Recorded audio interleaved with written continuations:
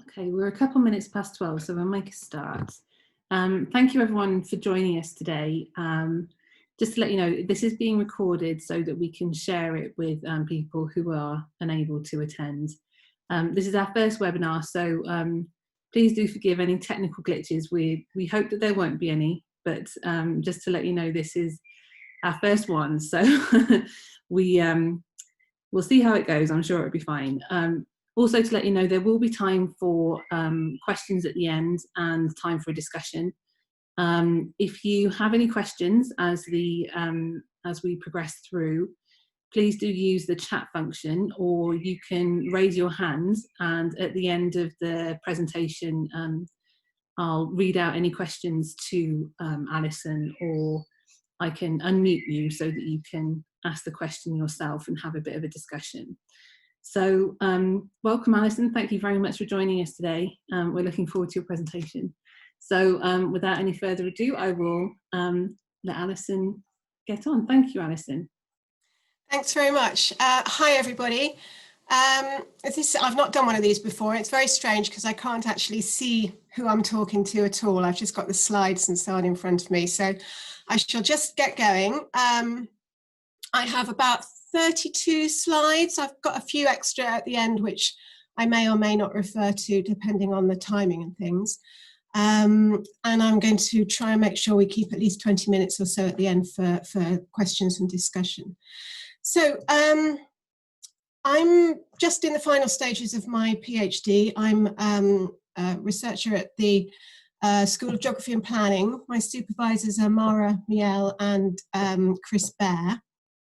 I'm researching intensive poultry chicken developments and the mounting contestations about them being built in this particular area that I've focused on. There's one here on this title slide that was built in about 2017, 2018 to house over 200,000 chickens. The title, this is the creating a stink, is what I'm thinking of using for my thesis, partly because it can be interpreted in several different ways. There's the literal smells from the chickens and their manure that they generate, and that the farmers are therefore inflicting on the local environment and local communities. The smell indicates all the ammonia and the phosphates and nitrates in that manure, which are causing so many air and water pollution concerns. But also I'm thinking about the title metaphorically, that there are also the objectors who are creating a stink about the developments that they are objecting about. And there's also a sort of whiff of suspicion, if you like, or a stink of corruption over some of the planning decisions that have been taken in recent years about some of these developments.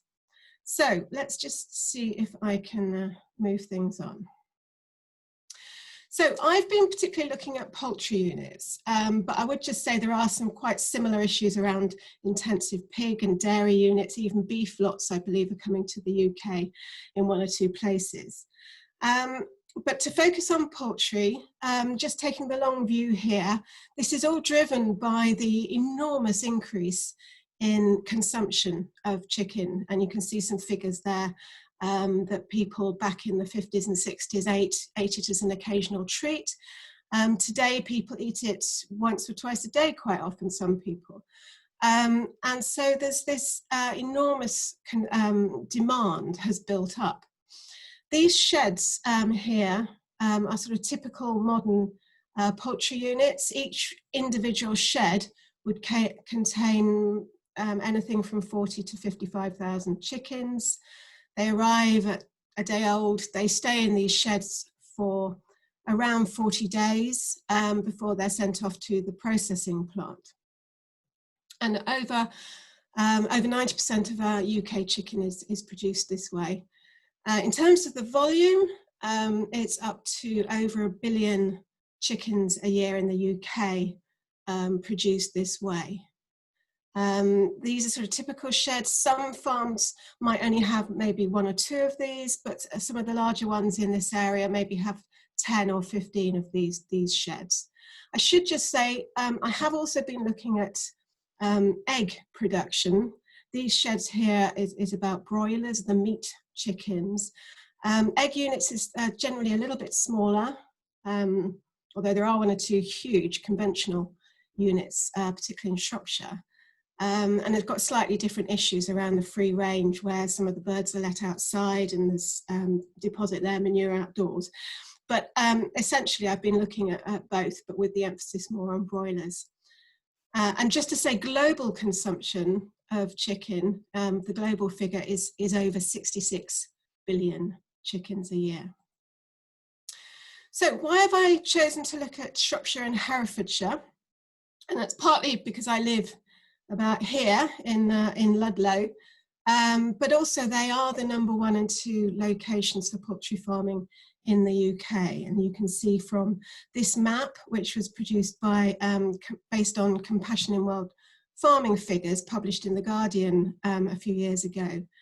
And this graph is the same data with each individual county. And I don't know if you can see, but the first county there with the biggest thing is Herefordshire, and the next one is Shropshire. And there are some other counties in East Anglia and Northern Ireland in particular that are in this category. But many, many counties way over to the other side have absolutely no chicken units at all. So it's a very spatially focused production pattern, and these counties, particularly Shropshire and Herefordshire, one land agent I spoke to called them the problem zones for poultry unit planning applications, and I think that's why my attention was drawn to the issue and why I wanted to research it. So these are my overall research questions for the PhD. How the contestations have emerged, and I'm focusing on 3 particular aspects: the values, the knowledge, and the experience that are involved. It's a very polarized situation, and the values are very polarized, and the way the contestations over these 3 things is very polarized. So today I want to focus mainly on, I'll do a brief introduction about the situation and some of the stats that I've generated from my research. But I want to focus mainly on the values and then spend some time looking at the issues around contested knowledge, the sort of technical evidence that's used in the planning process for these IPUs, that's intensive poultry units, and how it's been increasingly challenged as objections have grown about the proliferation of the units in the 2 counties. I haven't got too much time to talk about the experiential aspects today, but they have fed in, particularly around creating new knowledge and new ways of thinking about the units. So in terms of my theoretical approach, it's quite a hybrid approach, very much relational, looking at the relations between all the different actors involved in these contestations, with a starting point around controversy and using actor network theory to think about that, but then with a big dose of pragmatism being drawn in, looking at how publics get involved in these contestations. And I'm also drawing on some phenomenological, sensory and mobile methods, which have added a great deal of richness to the research.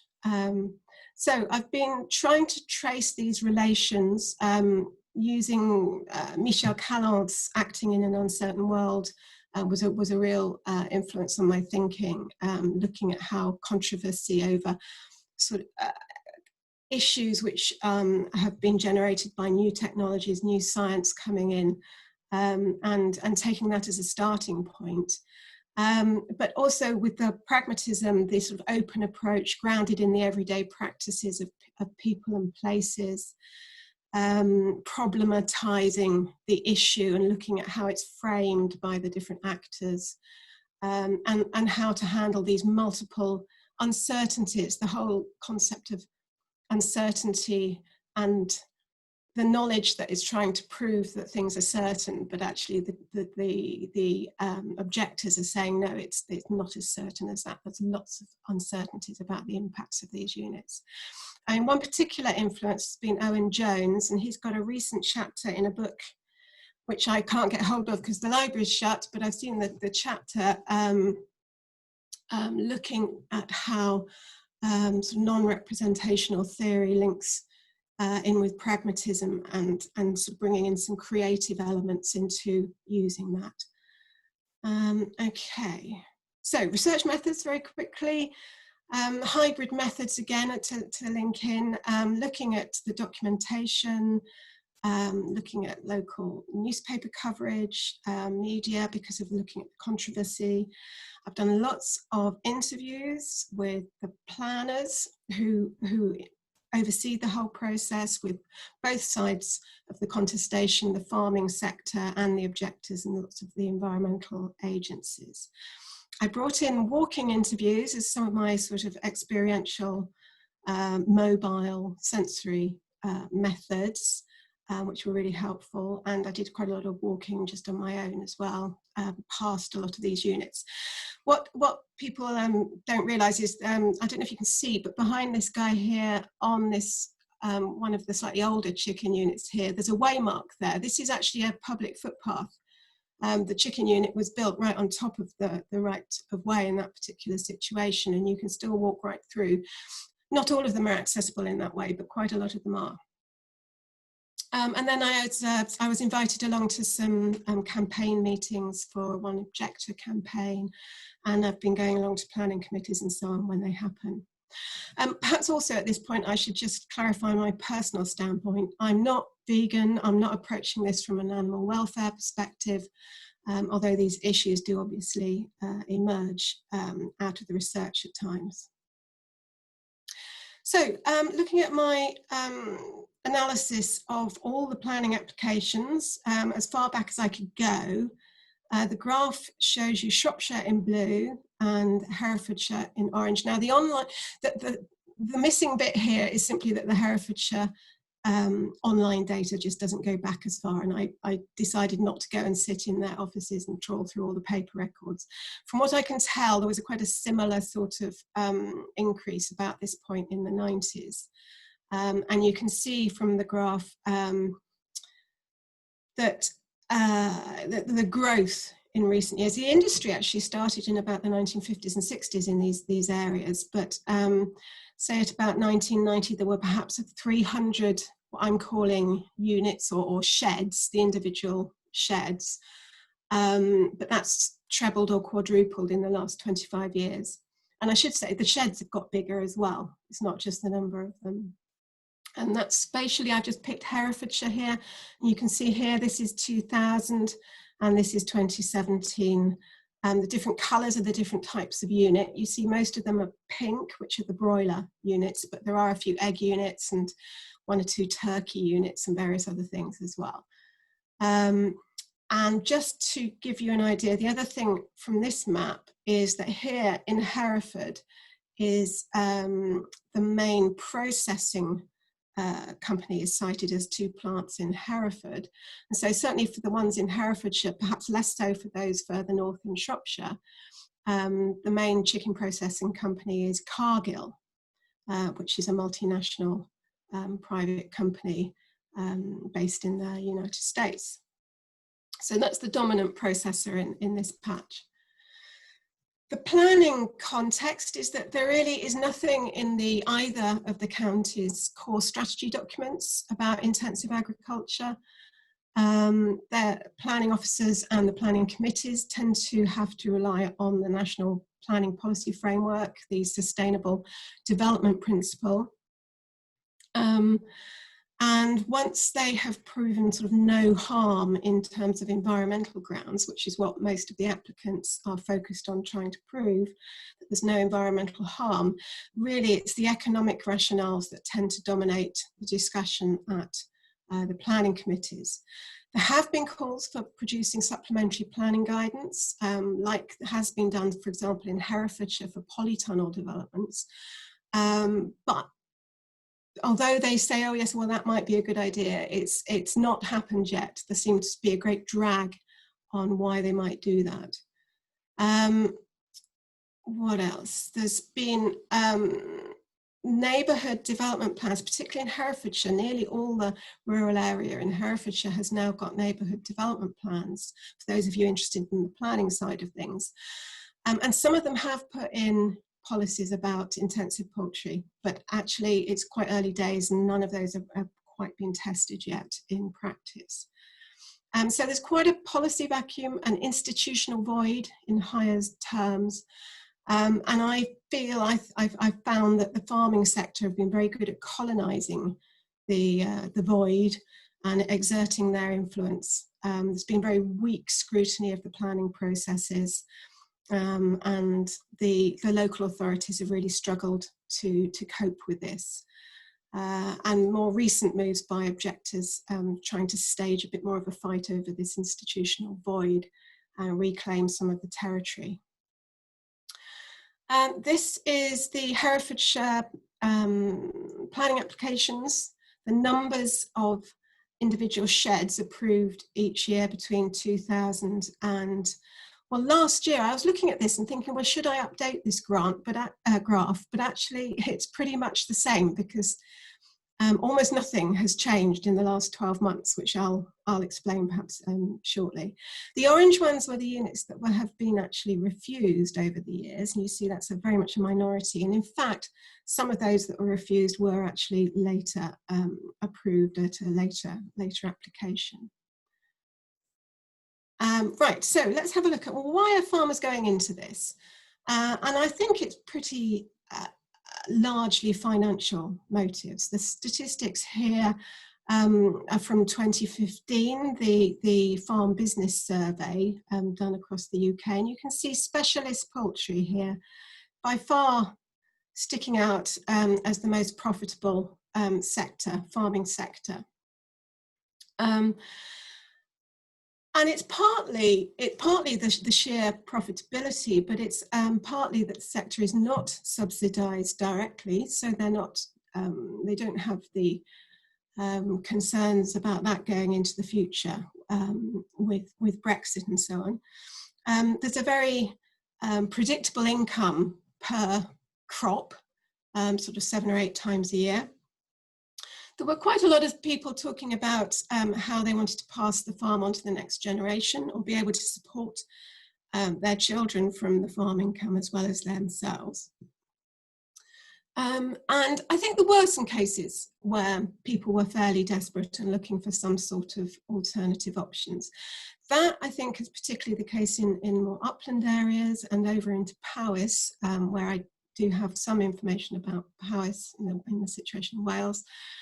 Where there's beef or lamb farmers not making very much money and looking for a more profitable option.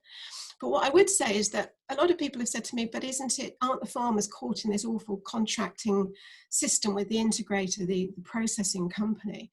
And certainly that seems to be the case. A lot of the North American literature says this, but actually I wasn't finding much of that very much at all.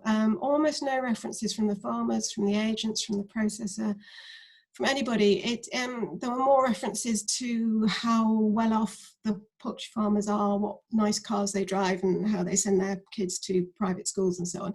It was more that sort of an ethos. So I think that's one initial finding, is that actually the situation is quite, has very different nuances to perhaps some other parts of the world. So to focus in on the controversy, because this is a way of unpacking the situation, opening it up. This graph shows, is my analysis of the coverage of issues around chicken and poultry in the local paper in Herefordshire, the Hereford Times, with the number of articles and letters to the paper. That's the 2 different colour greens there. And you see there was a huge increase in coverage here in about 2013, 2014. And that ties in with Cargill having an expansion at their Hereford plant and needing much bigger supplies of chicken, and therefore were recruiting many more farmers. They wanted to build an extra 90 of those individual sheds over the course of a few years, and that's what kicked off all this controversy. So from a theoretical point of view, the controversy allows many more people to join the debate, if you like. There's a new public. Nortia Mares has published several things looking at drawing on early pragmatist thinkers like Dewey, talking about sparking a new public into life. And that's very much what I've found in this situation.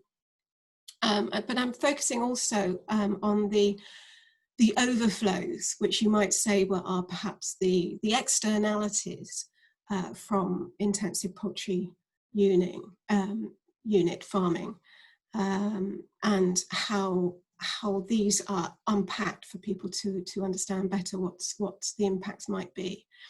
And this controversy also hit the national papers at times. And it's been back in the news since I started my research. There's, for those of you who are interested, The Guardian and the Bureau of Investigative Journalism have published a series of articles during recent years looking at the issue. So I just wanted to unpack this, this picture a little bit more and think about why has there been so much controversy? Why don't people like them being built near them? There's 5 sheds here in this photo. It's within about a mile. There are another about 25. So you get an idea of some clusters, the dense clusters of sheds in certain areas. You can see the grain silos here, where the feed is kept full of soya and wheat, some of the soya being imported from, well, the soya all being imported from places like South America. You also see here, probably, I think this is a biomass boiler used to heat the sheds, keep the birds warm. It's probably about 250,000 birds in these sheds. And just here you can see there's an AD unit, an anaerobic digester, used to generate electricity from these piles, these huge piles at the back here of poultry manure, and the pile here. I never thought I'd be taking quite so many photos of manure during my research. And the other thing in this picture actually is this is the maize crop in the middle here, which also goes to feed the AD unit. It's an important to mix up the manure with vegetable matter, and maize is also not the best for the natural environment in terms of increased runoff of nutrients from the soil into the watercourses, which is one of the major concerns in this area. And the other thing about this photo is just to query what the appeal of a landscape like this is. Actually, tourism is a more valuable sector in Herefordshire and Shropshire than farming. And one of the aspects I wanted to look at was how this impacts on tourism. And to give you an idea from an aerial view, this is a poultry farm which started here, gradually expanded, more and more sheds, bigger and bigger. And I think there's about 3 million chickens a year in that unit, when there's maybe only 200 people living in the village. This one, just quickly, the before shot and the after shot with an attenuation pond over here and then an AD unit here. This is an older farm, pre-1990, and you can see these sheds are much bigger. They're now about 110 metres long by 25 metres wide. And there's an AD unit. Right, so why are people so worried about these things? There's far too many concerns for me to go through individually. Some of them are environmental and pollution issues. Some of the issues are valid grounds to object to a planning permission, but some of them are not. Things like the tourism impacts, health impacts and disease risks are simply just not very much is known about them. These are some of the uncertainties in the situation. But objectors are really concerned about the multiple risks that they perceive. The agricultural sector frames it in various ways. I found that the agricultural hegemony still exists quite strongly in these deep rural counties. The future of farming is said to be sustainable intensification. That's been the government policy for the last number of years, and using precision, high technology farming, and saying there isn't really any alternative to this. So that's one of the main drivers. But there's all these economic arguments on the left-hand side there that the agricultural sector use to support the planning applications, and lots of other justifications on the right-hand side about how locally grown poultry is healthy and cheap, and means we don't have to import chicken, and that people who are objecting are just incomers, they're NIMBYs, they don't want these things in their backyards. And the tourists won't notice, they don't even know what these sheds are. In contrast, I mean, the objectors use all those concerns that I showed you the diagram for, but they also have a whole set of similar sort of attack framings of the situation. Things like there's no business rates to be paid on these intensive poultry units.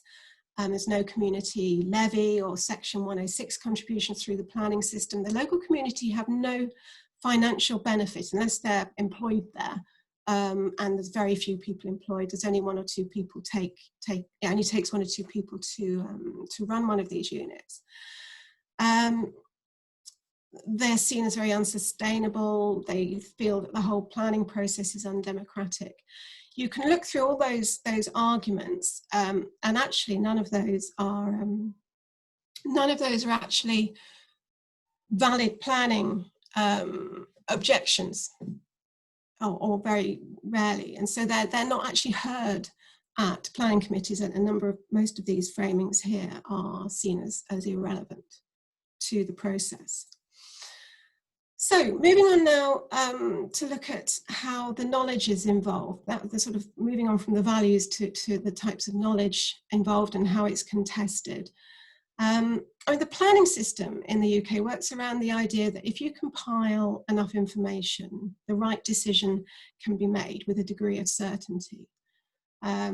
So applicants have constructed and controlled most of the knowledge presented as evidence, and you get these enormous piles of reports for every application. There's odour reports, noise reports, ammonia modelling, drainage, traffic, heritage, landscape, ecology. Some of the reports are hundreds of pages long, and it's become very scientised. A lot of it is modelled using these sort of technical black box type processes.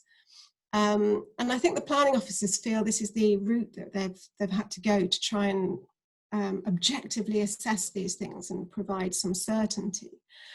But I suppose what I've been looking at is the sorts of knowledge that are omitted from these processes. It's very two-dimensional, plan-based, and actually it ignores a lot of people's experiences, their emotions, the sensory way that they experience these units when they are built near them. So I wanted just to focus in on one example of this scientised knowledge I was talking about, which is ammonia emissions, which has become one of the most controversial aspects in recent years. So the ammonia is from the poultry manure. It's emitted into the air from the fans on top of the sheds. And manure is also spread on fields, and you get the ammonia from that. This map has Herefordshire here, Shropshire up here, and this is Powys. The blue blobs are all the poultry units. You see all the small free-range egg ones that have cropped up across Powys in the last decade or so. Previously, very little attention was paid to this ammonia emissions. The environment agencies had a screening process, but it wasn't very stringent, and it didn't assess cumulative impacts. So one unit was just looked at in isolation. This is despite all the impacts on local habitats and the potential health risks from ammonia in the air for people with breathing problems. There has been a bit more attention paid recently, that the government has published their clean air strategy, and in fact I think I've got, this is from that strategy, and you can see the ammonia emissions are this green line here, which have not been coming down as quickly as some of the other pollutants. This is a diagram, a map from an ammonia modelling report. These are 4 proposed units here in the middle, and you see the levels of ammonia that would be impacting the surrounding environment. This is in North Shropshire. It's a live case at the moment. What this map doesn't show are the fact that there are actually 21 other poultry sheds already existing within this area of the map, and another 7 up in just off to one corner, and another 4 proposed somewhere else, just about half a mile away. So although there's a really long, detailed technical report with all the atmospheric modelling techniques at play, it doesn't actually include the cumulative impacts of existing units. And the other issue or question here is that there's actually only one main company in the UK which produces all these reports. And all the reports demonstrate that the proposals will come in just below the legal thresholds. So Shropshire and in Wales, Natural Resources Wales also have woken up to a certain extent to this, and have produced some new guidelines. I think farmers are probably going to go down the route of technical fixes, putting in ammonia scrubbers to remove some of the ammonia before it's emitted. Which is very expensive, but it doesn't eat too much into the profits. And the case law here, this was case law about cumulative impacts, which is why it's triggered a sort of new guidelines being produced. And this slide was really just to show you that the different habitats, the wildflower meadows, the special lichens, particularly in Wales, that are damaged by all the ammonia in the air. And in terms, if we have time, I can say a little bit more about river pollution. These are freshwater pearl mussels, which are clinging on in 1 or 2 rivers locally, but the nutrient levels in the water and the water pollution have gone up enormously. I have a few slides on those. I'll hold them back and see how we get on for time. So objectors have been trying to get to grips with all this evidence, particularly all this sort of technical modelling evidence, and learning more about it, beginning to challenge those reports, spot errors, spot omissions. Sometimes they've commissioned their own reports that challenge this, although it's difficult when there's mainly one company in some areas. And some of them have been contributing lay knowledge, some of their own situated knowledge to the situation. They're widening the focus from the environmental concerns to draw in more social, economic, political issues, things like health concerns that the local people quite understandably have. So this is the new public of local people who are increasingly calling the planning system and the local authority to account, looking at Maris's way of putting this, trying to identify the weaknesses and gaps in the knowledge. They've been lobbying locally and nationally. They have to fundraise to pay when things, particularly when things go to court. There have been a number of judicial reviews launched in both counties, challenging the processes, the planning processes leading to the decisions. Okay. Just to give you an example, there's 4 cases here, all in South Shropshire, all for 4 sheds. This one here in 2012 was approved within 6 months with only 2 objections. This one here went through in about 18 months, took a little bit longer, 100 objections, but it still got approved fairly swiftly. That's the one that was on my title slide, and that was the one on my research questions slide. But these later 2 have dragged on, they've been challenged. Heath Farm, July 2014, has gone, there's a very complicated history here of judicial reviews, but the council actually ceded at the last judicial review, which was last summer, I haven't heard. I think they have a year to resubmit their planning application and to continue the battle to build their. This farm already has 8 chicken sheds and they were applying for 4 more. This case here is still a live case. It's still on the Shropshire Planning Portal, undecided at this stage. It went to judicial review and then the Royal Courts of Justice, where the objectors appealed the review decision and they won. But the farmer immediately put the application back in and it's still undecided. And I've lost track of the number of objections and documents in that particular case. But that just sort of illustrates how the contestation has ramped up. And also just to say that the objectors in these 2 cases and several other cases that were being challenged have begun to collaborate actually and join together to share their experience and learn from each other particularly about the legal challenges, but also trying to lobby the council and the environmental bodies. Right, I'm conscious of time, so I've just got a few more slides. I mean, this is an important aspect about how the agencies like the Environment Agency and Natural England or Natural Resources Wales in Wales, how they've been very ineffective, that they are part of the planning application process, but tend not to object. But at the same time, they're funding environmental improvements to rivers, such as this one here, the River Clun, because of those freshwater pearl mussels. And yet they're allowing new units to be built within a mile or so of the same river. So to start rounding up, emerging findings here, which we've seen the polarized values involved in the contestations and how they're commonly framed, the common arguments, some of them very stereotyped. And some of those voices are heard and some of the voices are not heard. This is where there's sometimes been a faint or sometimes quite strong stinks of undue influence and corruption that the title alludes to. The planning system has really struggled to handle this sort of complex hybrid contested situation, particularly when they lack resources and in the austerity cuts to planning departments and so on. The agri-industry actor network have had time to plan and lobby.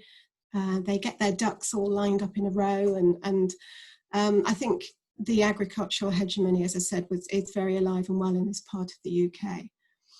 The knowledge and scientific evidence has been weaponized, really. There's been almost an arms race as applicants have more and more technical responses to prove how these units will have minimal impacts. And that makes it all very much more complicated and challenging and lengthy. But the local government has been failing to get to grips with this cumulative proliferation until very recently. They are just slowly reacting now. Community frustration has built up. They don't trust the evidence. They don't trust many of the planning officers or the politicians who take the decisions. And they have begun to take on the responsibility for challenging and holding local authorities to account. I found just references here, displacement was Almendinger in his book on neoliberal spatial governance talks about how local authorities sort of displacing how they address these issues, which I certainly found examples of that. And agnotology, which is the sort of deliberate ignorance, deliberately ignoring some evidence or deliberately not seeking out certain types of evidence in the process. Currently, it's an interesting situation. The controversy has sparked this localised new publics into being to contest the applications. They have been creating this big stink about the situation and have opened up the process to more scrutiny and generated more knowledge as the scientific evidence has ramped up. The power relations have really begun to shift. Judicial reviews have been drawn in these legal processes, but there have been some other legal cases that have set precedents about cumulative impacts and also about nitrate pollution. There's a Dutch nitrates case, which has caused, well, it's caused, how I politely put it, that the shit has hit the fan in Herefordshire with now a planning moratorium has been called because of the level of nutrients in the rivers. At the moment, most cases are held up in the system. Only the less controversial ones are being approved at the moment. And interestingly, the processor, Cargill in Hereford, actually got the 90 new sheds that they needed. And actually, these contestations may be moving to other parts of the country, certainly around Northamptonshire, for example, where there's a processing plant that is looking for more demand. So finally, my research is really only just scraping the surface. It's a really complex and shifting situation. I wanted to quote, I don't know if Terry's in the audience today, but I liked his quote there about the ecological and economic externalities have come home to roost. I like the bird terminology being used there. This has all been going on for a long time with very little attention being paid to it, but the proliferation of the impacts, the externalities, the overflows have created high levels of contestation in recent years. Terry talks about contested sustainabilities in that 2017 book of his. So lots of questions here. How sustainable is this sustainable intensification that the government and the farming sector have been pushing? How can, in my thesis, I talk a little bit about potential responses to help improve the processes and policy options that people could look to. There's so much more that needs monitoring, that needs researching. There's potential for citizen science to add to that local people could take part in some of that research. I see all sorts of potential for new, because there's been very little attention paid to it in academic literature and policy literature until very recently. And I've chosen today to finish on that point about disease risks, because we're sitting here having a virtual seminar, and I've come across, since the pandemic started, there's been a number of articles questioning the whole way we farm intensive livestock and the risks of something like a bird flu pandemic if bird flu jumped the species barrier to humans, could trigger even worse pandemics potentially. Please don't ask too many questions about that, because that's not what I was really focusing on, but I think it's quite interesting just to reflect on that and the potential impacts of this sort of farming as we move ahead. So I'll stop there. Ruth, I don't know if you can open things up and see if there's any questions. Oh, this is a before and after shot of one particular unit in Herefordshire that I was looking at, just to finish there. Great, thank you very much, Alison. We do have a couple of questions on the chat from Rebecca Windermere. Thank you for your questions, Rebecca. First of all the planning applications that have been refused, are there any common reasons for refusal? That's the first question. And the second question is, could you please tell us a bit about your recommendations and suggestions to improve planning policy in this area? Great, hi Rebecca. The common factors when things have been refused, sometimes it can be landscape policy. I know some of the planning officers said that if they can prove it on planning policy, on landscape, and there was one big case that went in 3 times in the Golden Valley, which is a very beautiful part of Herefordshire, which did get refused, and it was around landscape character, and there are some defences that people are mustering around landscape character assessments. I think the other factor is simply where there is a local community that is able to muster,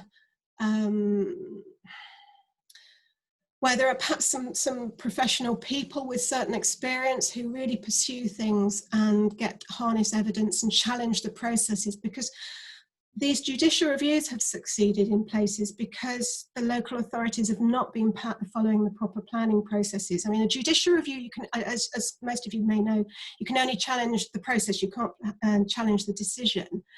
And the fact that a number of them have been successful kind of proves the fact that the processes have been at fault. So sometimes it's that, and although the application may come straight back in, it gives the objectors time to harness more arguments. Heritage has come in on one or two of them as well. And at the moment, I think the main reason for, I think there's about 6 or 8 applications still stuck in the system and have been for several years. And I think that's around these cumulative impacts. So those are the arguments that are gaining some purchase, if that answers that question. Sorry, Ruth, was there another one there? Oh, it was about recommendations to the planning policies. Yes, that's right. Yes, I mean, there's some national things that could be looked at. I mean, the definition of agriculture is at the base of all this, that these are defined as not as industrial units and having to face industrial planning policies, but they come under the definition of agriculture from, I think it's the 1990 Planning Act. 1 or 2 people question that. At a more local level, it's about applying the processes more properly. Maybe the neighbourhood development plans in some areas will get some purchase. There's one case in Herefordshire at the moment where the local 2 parishes have got policies in their neighbourhood development plans, and it'll be interesting to see whether that one gets turned down and how much purchase those neighbourhood development plans have. But there are a number of things that are beginning to come into play. I mean, just simple things like giving the objectors more time to comment. When they get involved, they think they have 3 weeks to object to something like this landing on their doorstep, to organise and to work together as a group. And just some simple communication issues around the planning process would be helpful for everybody, not just for the objectors. Supplementary planning guidance is an obvious one. Why there is not supplementary planning guidance, or they're reviewing their core strategies at the moment. So again, they could easily put some more simple guidelines in there to help with the process. Thank you, Alison. We do have a question from Terry.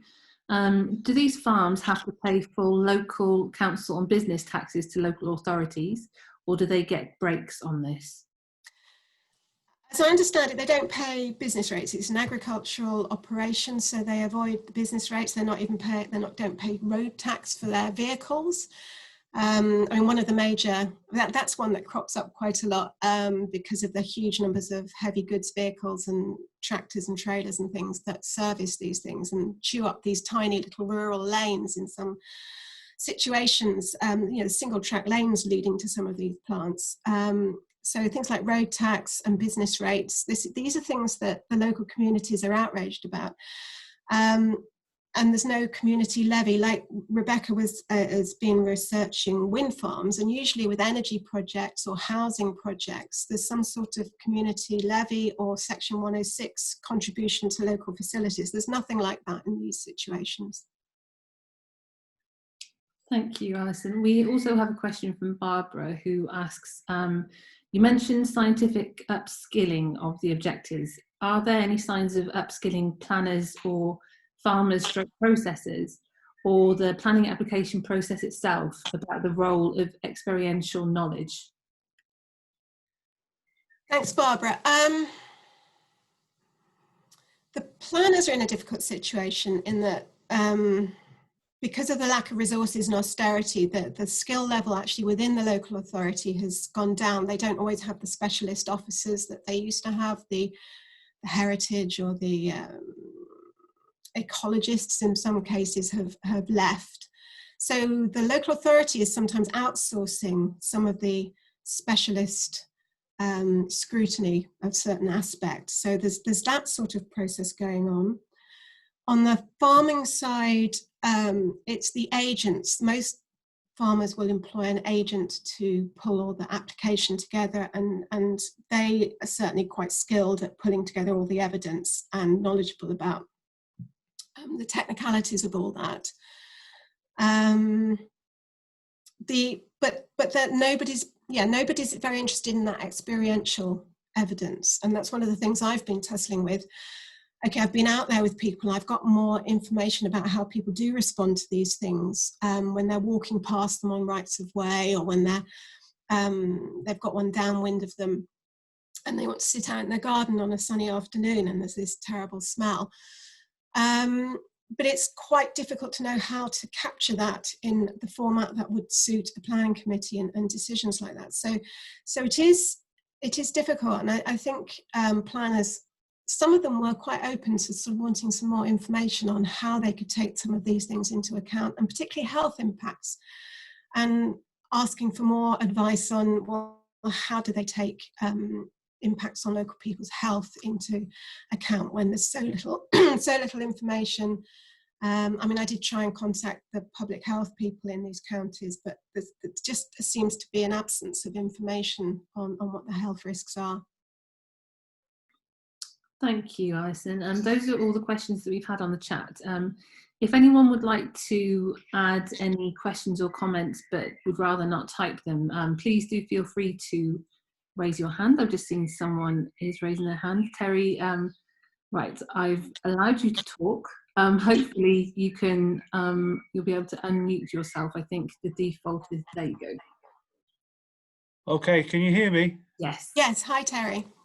It's great paper and really important work, Alison, on all this. And I actually, you know, it is quite amazing that they're getting away with paying no road taxes and no business rates.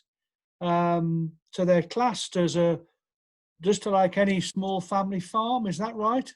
Yes, effectively.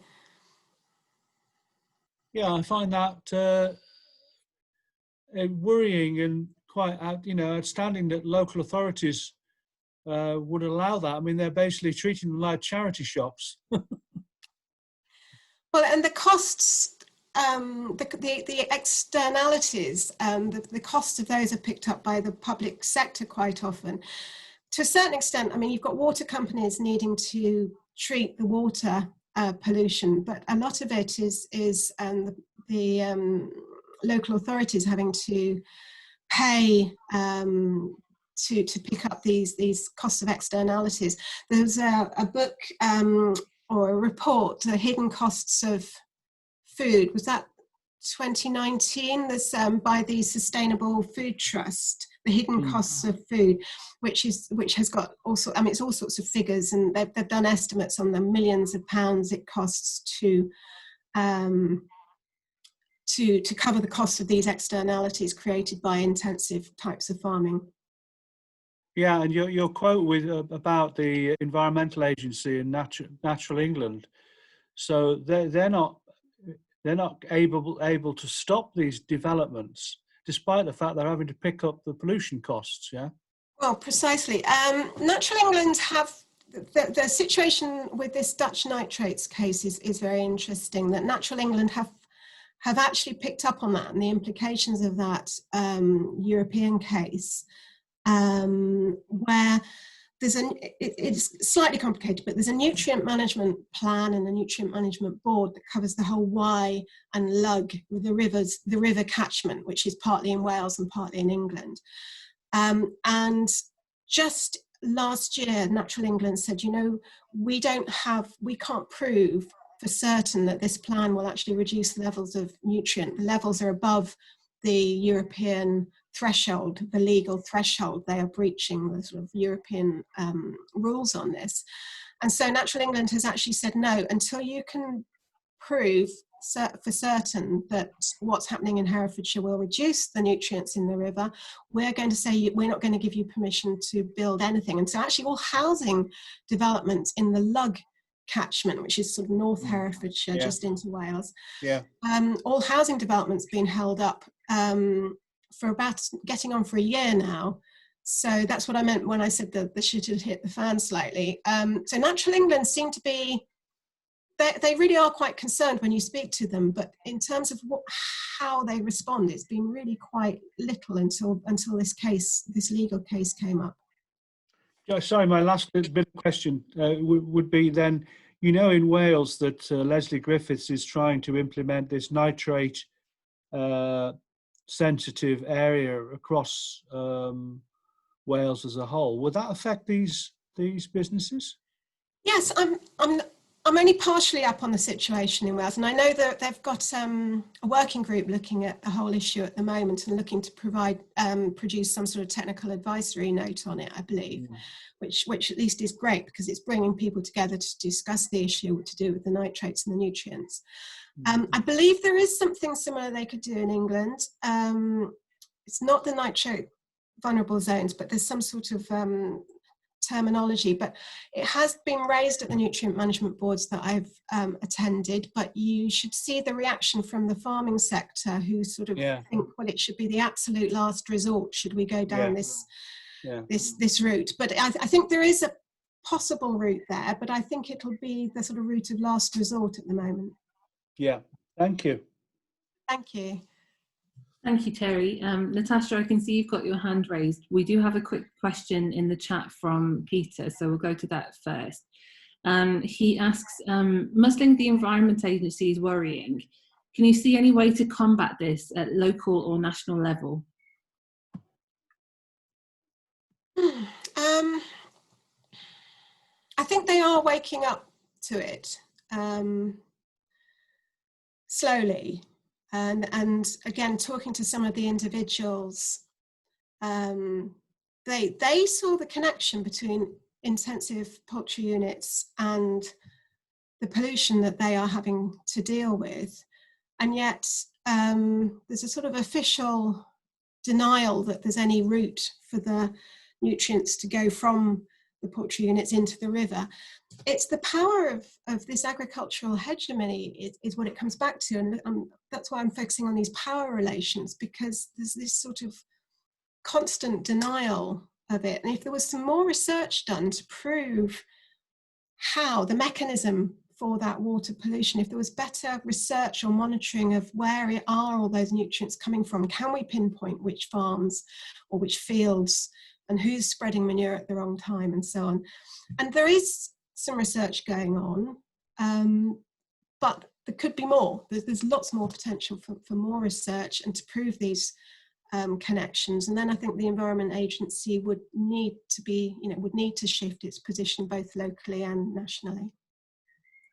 Thank you, Alison. Right, Natasha, I have allowed you to talk, but you may need to unmute your microphone. How's that? I don't know if this is, I think my name has come up as Natasha David. It has, you don't sound like Natasha. No. Yeah, it's not me. Anyway, I wonder if your attitudes have changed to eating chickens and eggs, and if so, how? What are you doing differently? That's interesting. No, I'm sort of where I was at where I started, to be honest. I haven't shifted greatly. I don't eat anonymous meat. I do eat occasional meat, but I want to know where it's come from. And strangely enough, whilst in lockdown, me and my partner have been building a chicken run outside in the backyard, so hopefully my eggs will be coming from closer to home. So I suppose I am changing on that, but that's actually something I've been wanting to do for a long time. But it does, I mean, I try not to raise that too much with people because it's not actually part of the planning process and so on, but obviously it is part of how people feel about these developments. And it has, I suppose I have felt that personally a little bit as well, but it is, I've tried only to sort of pay attention to that when it emerges from people I've been speaking to. I have a follow-up. That is that if you've spoken with any of the local MPs in these counties, and if so, how's that kind of resulted? I haven't interviewed any of them directly. I have heard that they got dragged into one or two of the planning contestations about certain cases. I've heard objectors being very dismissive about the attitudes. It's blanket conservative farming, farming connected politicians, both at local government and with the MPs.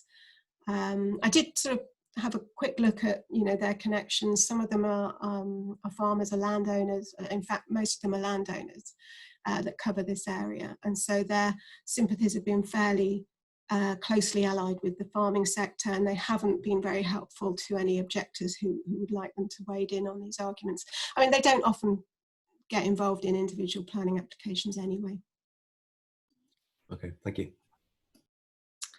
Thank you, Alison. I think that's all the questions that we had, unless anyone else wanted to ask one quickly.